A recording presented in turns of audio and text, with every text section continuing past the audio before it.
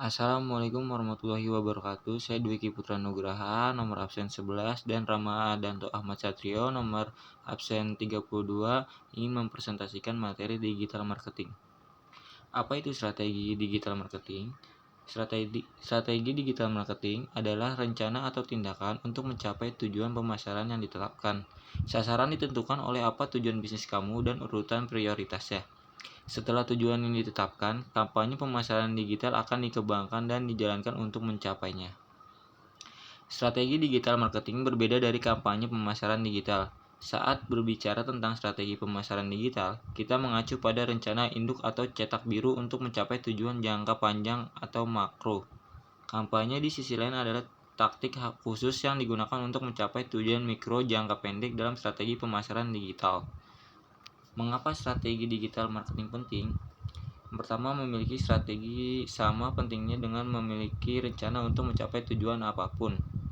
Yang kedua, hal ini membuka jalan bagi peningkatan berkelanjutan dalam berbagai strategi pemasaran digital, mulai dari pemasaran pencarian, CEO atau CEM, pengoptimalan tingkat konversi, pengalaman penggunaan situs web, pemasaran email, dan pemasaran media sosial untuk membangun tujuan bisnis kamu, mendapatkan pelanggan baru, dan membangun lebih dalam hubungan dengan yang sudah ada.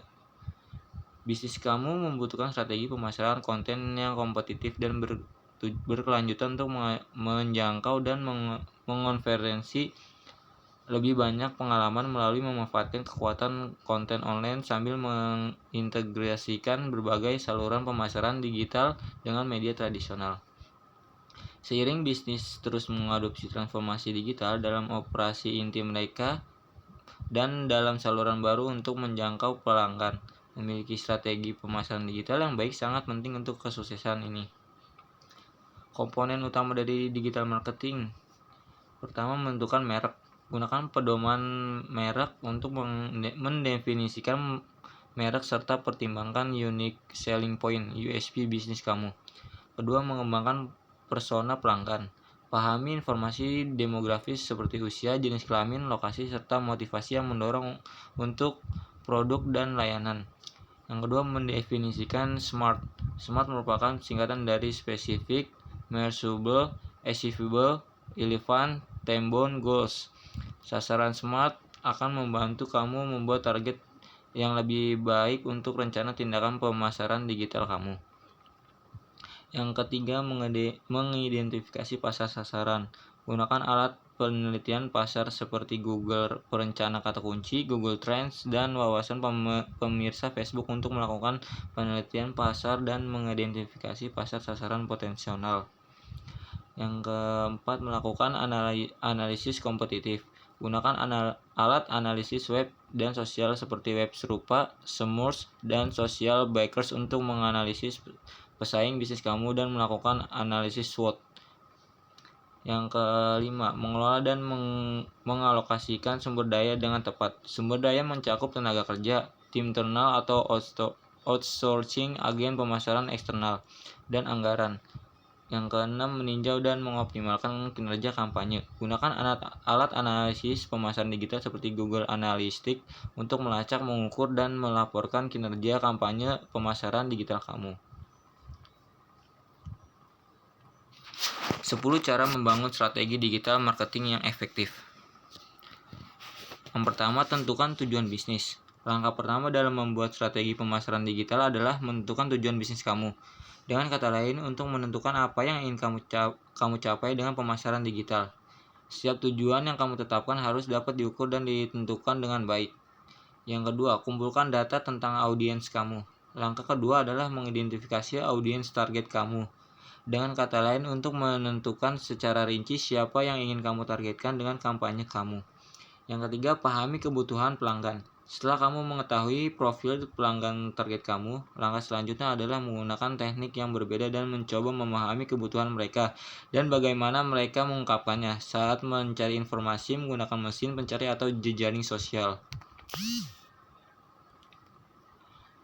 Buat perpustakaan pemasaran konten. Langkah strategis berikutnya yang perlu kamu lakukan adalah membuat pustaka aset konten. Kamu perlu mengetahui audiens dan kebutuhan mereka. Sekarang saatnya membuat berbagai jenis aset untuk digunakan dalam kampanye kamu.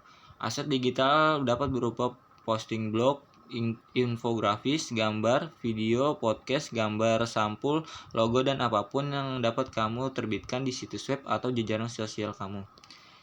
Selanjutnya, mulailah dengan SEO sedini mungkin.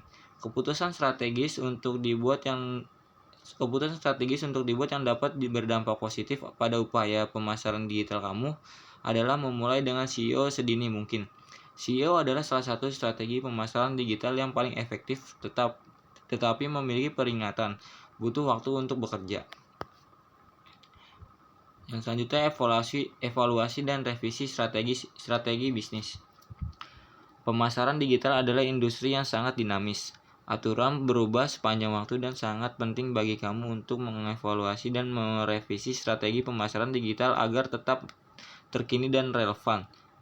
Cara terbaik untuk mengevaluasi kampanye kamu adalah melakukannya berdasarkan Key Performance Indicator atau KPI dan metrik lainnya.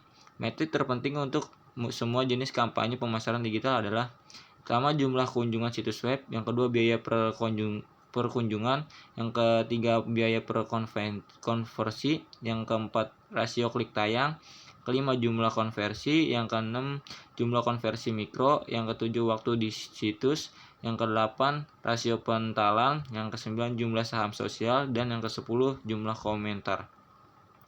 Selanjutnya, gunakan segmentasi dan otomatisasi pemasaran email. Tujuan akhir dari kampanye pemasaran digital adalah menghasilkan lebih banyak pendapat untuk bisnis. Tetapi untuk mencapai tujuan akhir kamu harus terlebih dahulu mempertimbangkan konversi mikro. Konversi mikro adalah tindakan yang diambil oleh pengguna yang merupakan bagian dari corong yang mengarah ke penjualan. Selanjutnya, memanfaatkan sumber lalu lintas baru. Strategi pemasaran digital yang lengkap seharusnya tidak hanya memperhitungkan saluran pemasaran online tradisional, tetapi juga harus memenuhi strategi pemasaran digital baru yang muncul ke permukaan. Selanjutnya, gunakan penargetan ulang dan personalisasi.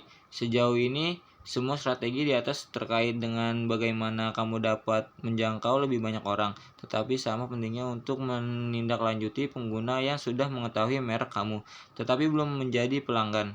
Hal ini dikenal sebagai penargetan ulang atau pemasaran ulang.